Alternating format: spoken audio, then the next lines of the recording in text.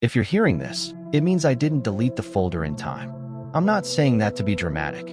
I'm saying it because I can feel the weight of whatever is inside this machine pressing against me, even now. I know how it sounds. Crazy, overly online, like some idiot who stumbled across a chain email from 2007 and decided to take it seriously. But this is not that. This is different. I thought it was just corrupted files. I thought maybe it was leftover junk from the previous owner, some forgotten code fragment, or malware buried so deep in the system that even Windows Defender didn't care. I told myself that for days. But deep down, from the very first time I saw that folder, I knew. Something about it felt wrong. Wrong in the kind of way you can't explain, only sense. Like the air before a storm. I should have left it alone. God, I should have left it alone. But curiosity doesn't care about common sense, does it? And if you're anything like me, you know that itch, the need to know, to peek behind the curtain, to click the thing you've been told not to click. I wish someone had warned me before I opened it. Now I have to warn you. Maybe it's too late for me. Maybe just saying these words out loud is enough to pull you in two. But if you stay, if you keep listening, maybe you'll understand what I've seen. Maybe you'll believe me before it's too late for you too. I wasn't looking for anything strange that night. Just scrolling through my laptop, half bored, half distracted, Spotify on in the background. The kind of normal night you don't even remember the next day. But that's the thing about normal. It doesn't take much to snap it in half. All it took was one folder. One click. It sat there, hidden in plain sight, like it wanted me to notice it. No icon, no name, just a faint outline when the cursor brushed across the screen. That was the beginning of everything. And trust me when I say this. Once you know it's there, you can't stop seeing it. So if you're still here, if you're still curious, don't say I didn't warn you. Because this is how it started. My life wasn't anything special. I woke up late more often than I should have, dragged myself through online classes, and filled the dead hours with gaming, scrolling through Reddit threads, or lurking on Discord servers where people I barely knew argued about which horror movie monster could win in a fight. My routine was about as ordinary as it gets. Half boring, half comfortable, the kind of existence that doesn't really make for a good story. And maybe that's why I wasn't prepared. Horror doesn't usually kick down the door when you're expecting it. It slips in while you're distracted, while you're checking your email or downloading some dumb meme pack your friend swore was hilarious. That's where I was, ordinary. Completely unremarkable. The laptop I was using wasn't even mine originally. I bought it secondhand off a guy from Facebook Marketplace. It was one of those shady, meet me in the parking lot, cash-only deals. Not because I was into that kind of thing, but because I was broke, and a halfway decent laptop for half the price seemed like a blessing. It looked fine, slightly scratched lid, one sticky key, battery that died faster than my motivation. But nothing about it screamed haunted device from hell. For weeks, it was fine. I used it for everything, streaming, assignments, late-night horror binge-watching. Completely normal. Until one night, when I was clearing space to install a game update, I noticed something strange. At first, I thought my eyes were messing with me. On the desktop, tucked into the corner like a shadow, was nothing. I mean literally nothing. No icon, no label. Just a faint square-shaped outline that flickered when I dragged my cursor over it. I blinked, leaned closer to the screen, even wiped it with my sleeve like maybe it was a smudge. But it wasn't a smudge. When I right-clicked, a context menu appeared, as if it was a folder. Except the rename and delete options were grayed out. My first thought, great. I bought a laptop from some guy who's into weird porn. My second thought, or worse, government spyware. CIA's probably watching me pick my nose while I fail at Elden Ring. I tried to laugh it off, but there was this gnawing little itch in the back of my skull. Why was it there? Why couldn't I delete it? Hidden system file? Virus? I wasn't sure. But the longer I stared at that blank square, the more it seemed like it was staring back. I know how that sounds. Crazy. But if you've ever had a moment where something completely ordinary suddenly felt wrong, you'll get it. It's like walking into your own bedroom and realizing something's been moved an inch to the left. Small, harmless, but your gut knows better.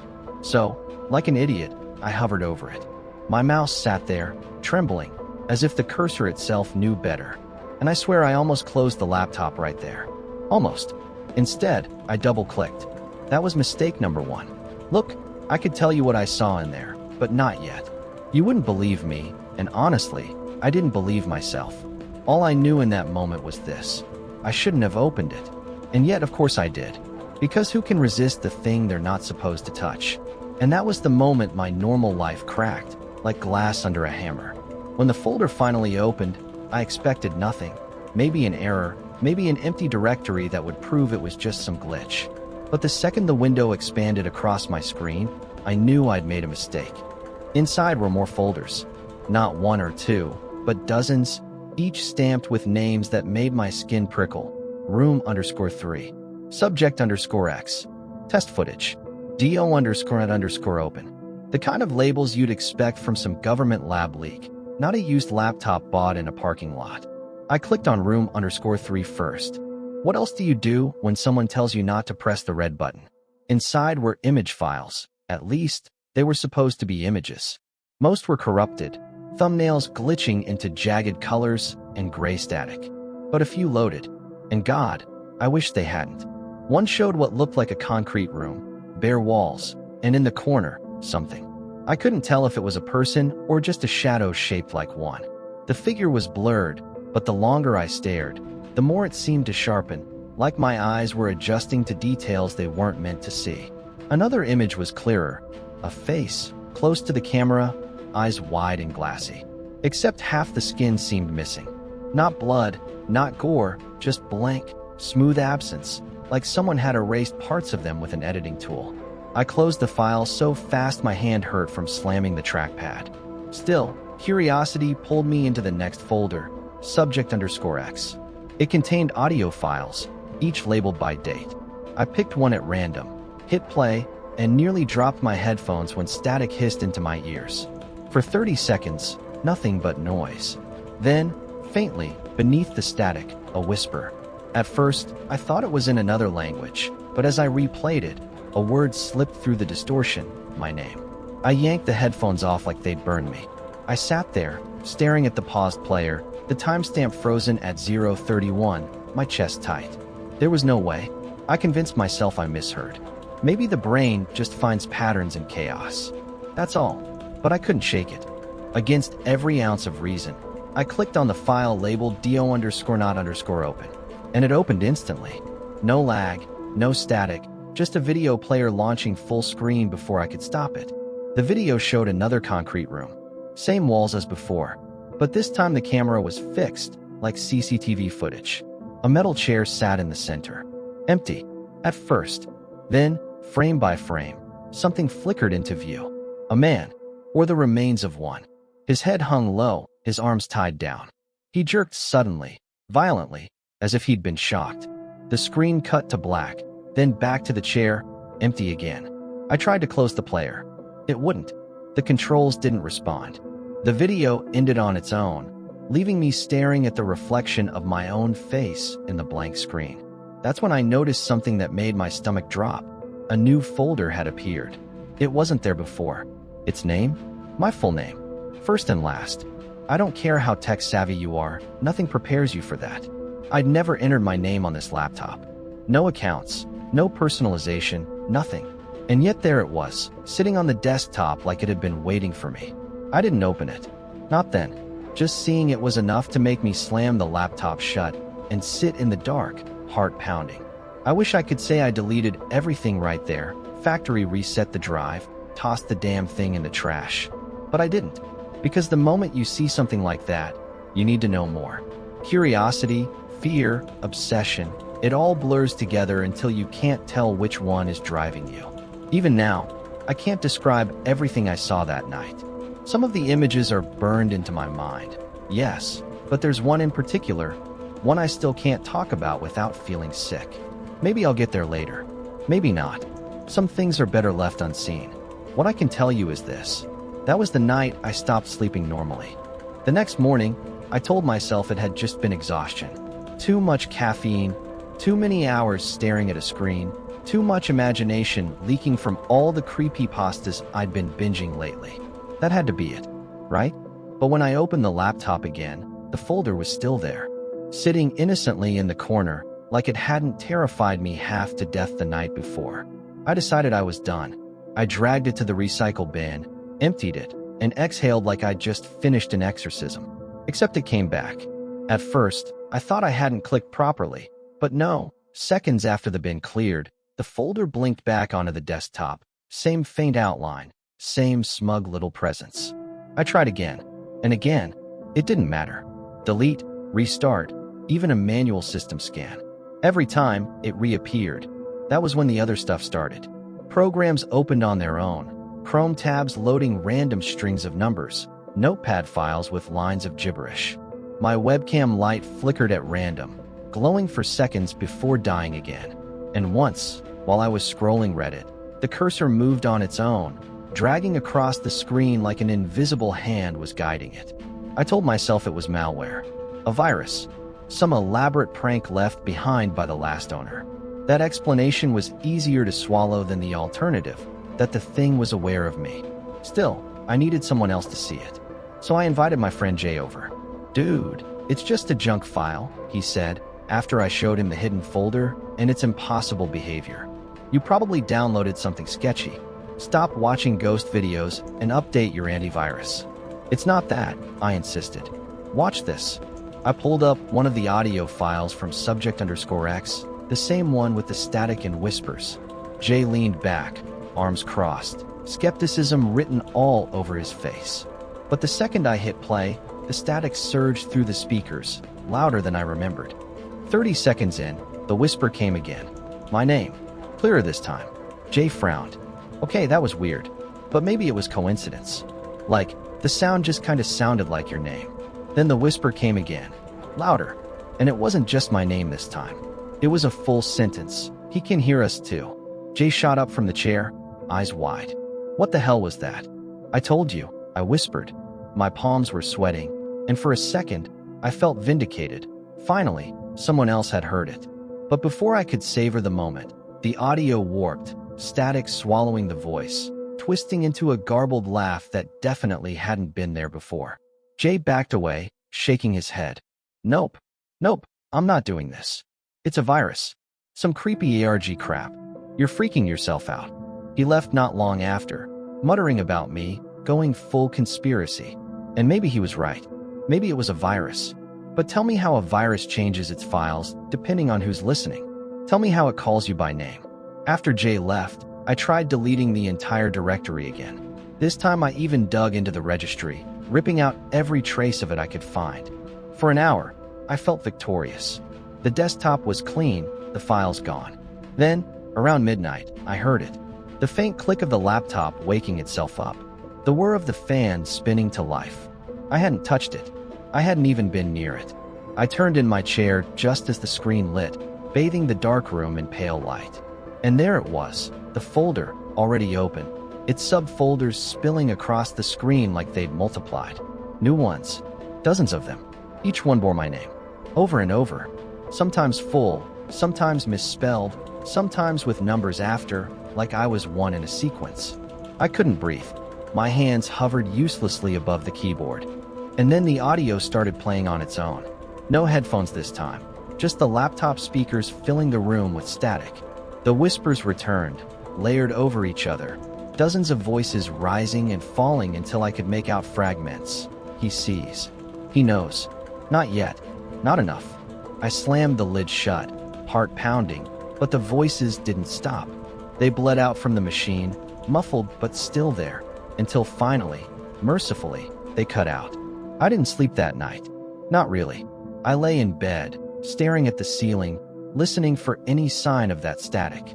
Every creak of the floorboards, every gust of wind outside made me jolt. And the worst part? That wasn't even close to the end. The worst was yet to come.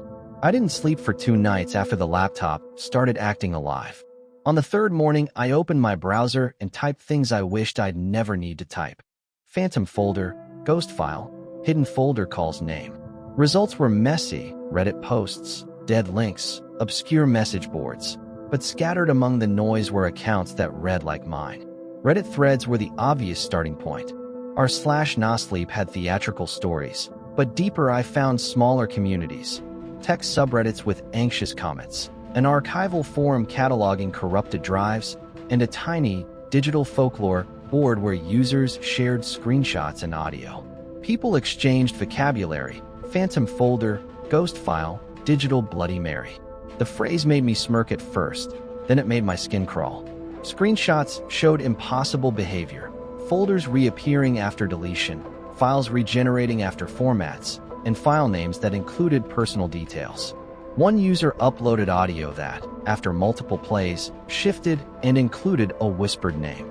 Another posted a directory list with room_3 and do_not_open, terms I recognized. A pinned post mapped reported instances across years and systems.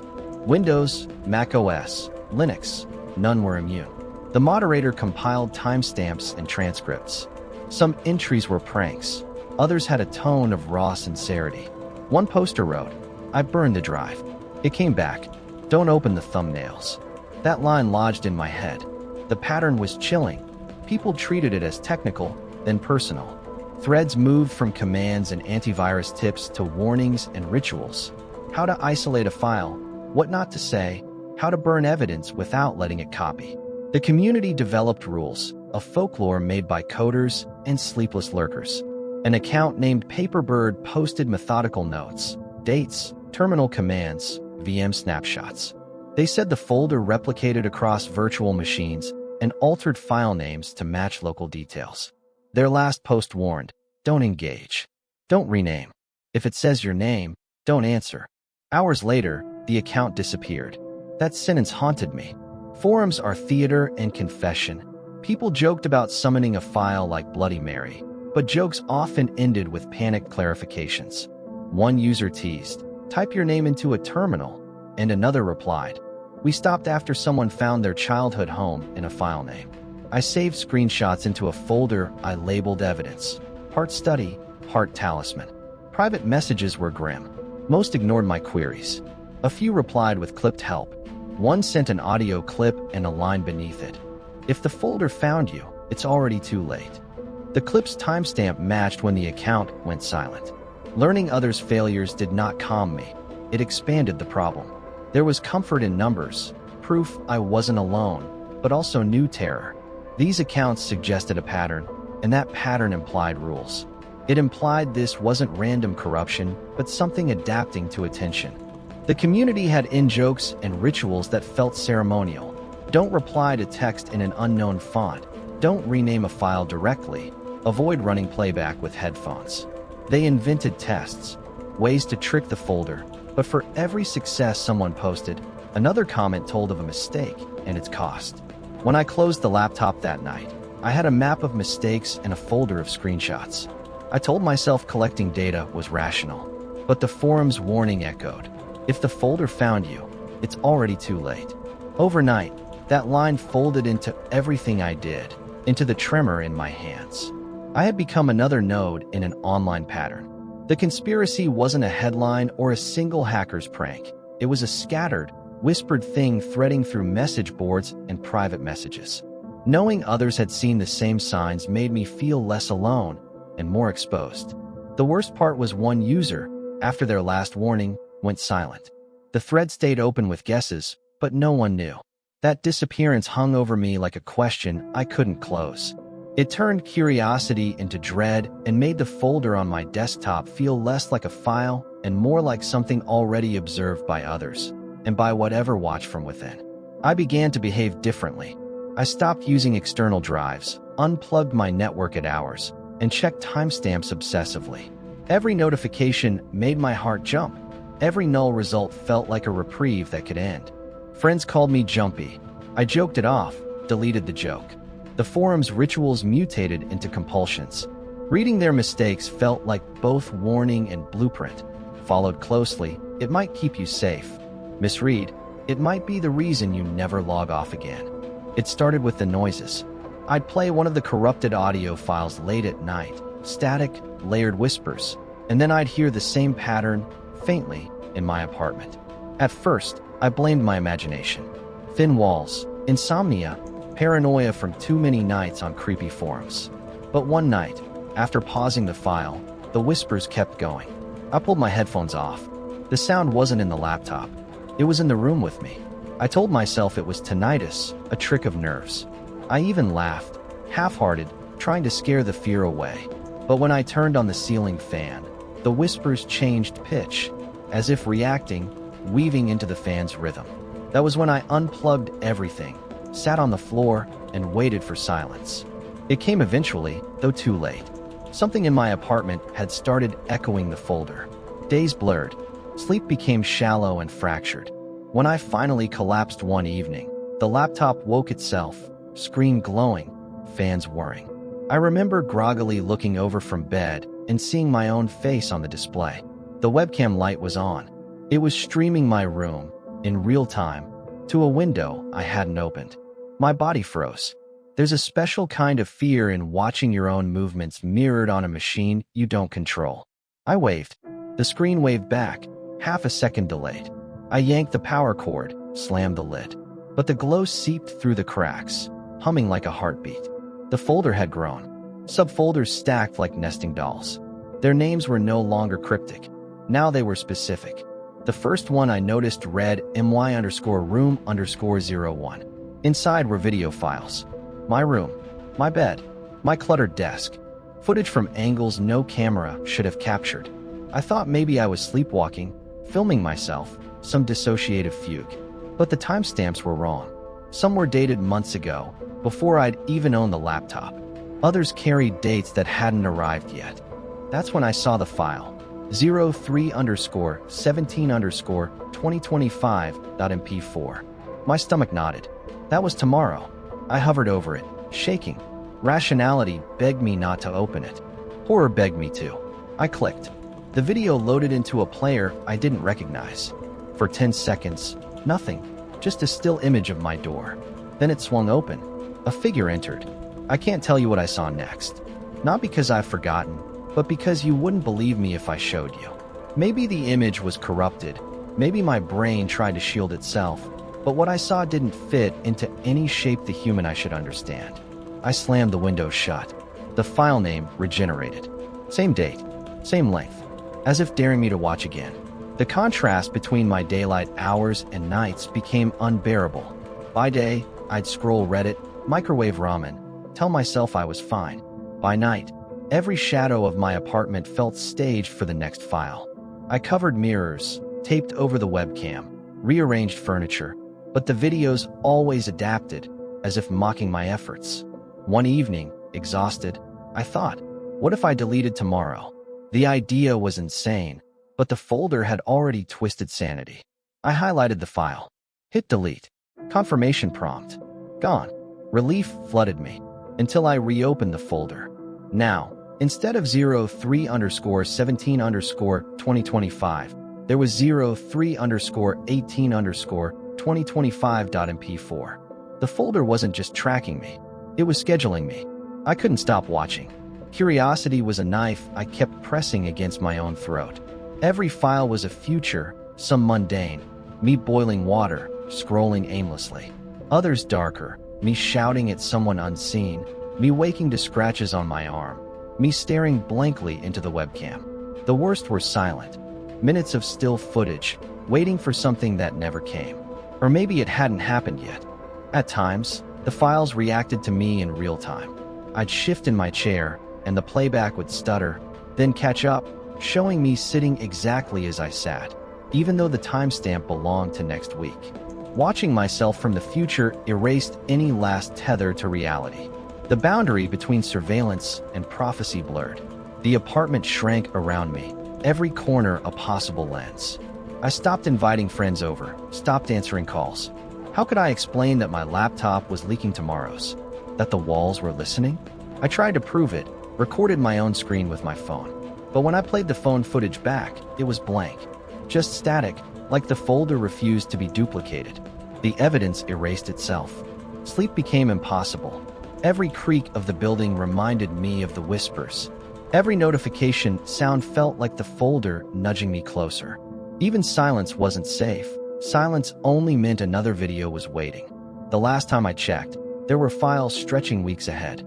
One was labeled 04_01_2025.mp4. April Fool's Day. Some bitter part of me laughed, but the laugh didn't sound human. And the truth is, I've already seen too much. I've already watched something I can't unwatch. And tomorrow's file, it's still sitting there, waiting. I don't know what happens when the dates finally catch up to me. I don't know if I'll still be here to find out. But I can tell you this. Every time I open the folder, there's always one more file. One more tomorrow. And one day soon, there won't be. I don't know how long I stared at the folder before I noticed it. My eyes were glazed from scrolling, half hypnotized by the endless rows of dates, until there it was. A file with no date. Just a name that made my throat go dry. Yindi_me.mp4. It didn't have the usual timestamp. No prediction. No tomorrow. Just the end. My first thought was that it was a joke. Some hacker's punchline, a final cruel laugh. But the folder had never joked before. Every other file had been clinical, precise, deliberate. This was different. This felt like a message. I hovered my cursor over it for minutes that felt like hours. My pulse pounded in my ears. Somewhere in the silence of my apartment, the fan creaked as if it, too, was waiting. I told myself not to click. Not this one. Not the last one. But my hand betrayed me. The file opened. At first, it was simple enough. My room, same angle as always, laptop open, me sitting at the desk. The detail was uncanny, like a mirror that had learned to breathe. But then I noticed something wrong. This wasn't a recording. The video was moving as I moved. I shifted my chair, and on the screen, I shifted my chair. I raised my hand, and the version of me inside raised his hand. Perfect synchronization. No delay. This wasn't the future. This was now. And then my stomach dropped. Because in the background of the video, behind my chair, I saw it. A shadow. Humanoid. Too tall for my ceiling, its head brushing against the plaster. It didn't move. Didn't breathe. It just stood there, blurred, like a smudge in reality itself. I spun around in my room. Empty. Nothing there. But when I looked back at the laptop, the figure remained, silent, looming, closer than it had been a moment ago. I should have slammed the lid shut. Should have run out of the room, out of the building, out into the cold night air. But instead, I stared. I couldn't help it. My eyes were nailed to the screen. The figure twitched. Just a fraction, but enough to make me bite my tongue to keep from screaming. It didn't lurch like a living thing. It skipped, as if frames had been removed from reality. Each flicker brought it closer. One moment, it was at the far corner. The next, directly behind me, faceless, blotting out the light. I whipped around again. Nothing. Empty air. My walls, my furniture, the hum of the fridge. But on screen, the shadow loomed, inches from the back of my head. And then the whispers began. Not from the speakers. From everywhere. Under the floorboards. In the vents. Curling into my ears like smoke. Words I didn't know, but that still made sense in some rotten part of my brain. I clenched my fists. Told myself I wouldn't turn back to the laptop. But I did. Of course I did. And the video was still running. Still reflecting me. Only now it was ahead. The version of me on screen wasn't moving like I was. He was leaning closer to the camera, eyes wide, lips trembling, mouthing words I hadn't spoken yet. I knew what was coming. I could feel it. Behind him, the shadow raised its arm. I lurched back, chair scraping across the floor. My reflection on screen did the same. Only he was a split second faster. His terror anticipated mine. It was like the file had stopped recording me and started writing me. I whispered, "This isn't real."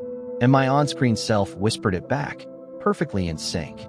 The folder was no longer predicting tomorrows. It was scripting endings. Mine. The whispers swelled, overlapping, urgent. I clapped my hands over my ears, but it didn't help. They weren't sounds anymore. They were inside me. 1,000 overlapping voices, all saying the same thing. Keep watching. So I did. God help me, I did. The figure in the background stepped closer, frame by frame. With each skip, it erased the distance. My on-screen self leaned forward, eyes darting, panic painted across his face. I mirrored him without meaning to. Or maybe he mirrored me. I couldn't tell anymore. Every instinct screamed to shut the laptop. But another voice, softer, closer, whispered, "If you close it now, you'll never know how it ends." I don't remember deciding. My hand moved on its own, dragging the window larger, filling the screen. My breath fogged the monitor. The shadow behind him, loomed, until its faceless head filled half the frame. My reflection opened his mouth. He was about to scream. And then the video froze. Everything went silent. The file minimized itself, shrinking back into the folder. But the name had changed. It no longer read yindi_me.mp4. Now it read yindi_u.mp4. I sat frozen. My cursor hovered over it again. Every instinct told me that playing it again would be the last mistake I ever made. And yet, what if it already had played? What if I'd been inside it this whole time, just another file in the sequence? That thought gutted me, because when I glanced at the clock in the corner of the screen, the timestamp wasn't today's date. It was one day ahead. Tomorrow. I can't stop thinking about it. About the shadow. About how close it was. How real it felt. And I know I shouldn't say this, shouldn't tell you, shouldn't confess. But the truth is, I've already watched it again. And this time, the figure wasn't behind me. It was looking directly into the camera, looking at you. If you've made it this far, I need you to listen carefully. This isn't just another creepy story you clicked on for a late-night scare. This is the only warning I have left to give. Don't look for the folder. Don't try to trace it, or download it, or joke about summoning it on Discord. Don't even think too long about it. Because once it finds you, it never really lets go. I thought I could control it. Thought I could delete it, contain it, bury it under antivirus scans and factory resets. But the folder doesn't live on the laptop. It lives in the spaces in between. In your memory, in your habits, in the way your eyes linger on a file you don't remember creating. Maybe you think you're safe. Maybe you're telling yourself this is just a story, just entertainment. That's exactly what I told myself when I first read about phantom folders on those obscure forums. I laughed, I scrolled past. And then I woke up one night with my own webcam light burning like a little white eye. Don't make the same mistake. If you're still listening, if you're still here, then I've already failed. The folder wants to be seen. It wants to be shared. Every click, every replay, every curious glance, it spreads. That's the rule nobody told me at the start. Not until it was too late. You think you're just consuming a story right now, but pay attention. Did your screen flicker? Did you hear a faint noise under my voice? Did you notice a file blink into existence on your desktop, just for a second? Don't check. I mean it. Don't look. That's how it gets you. Through your own need to confirm. I wish someone had warned me before I opened it. That's why I'm warning you. Please don't go looking. Don't try to prove me wrong. If you do, you'll end up like me, staring into an ending the folder already wrote. And if you've already seen something strange, if you've already noticed files you don't remember making, then tell me. Comment below. Share it. Maybe if enough of us admit what's happening, we'll understand it. Maybe, but I don't think there's a way out. Not really. So take this as my last confession, my last breath on borrowed time. Don't listen too long, don't look too close, and don't think you're immune just because the lights are on. Because the folder doesn't need permission. It only needs attention, and you've already given it that. So do me one favor, before you shut this down, before you walk away into whatever safety you think you still have. Check your desktop. Maybe it's already there.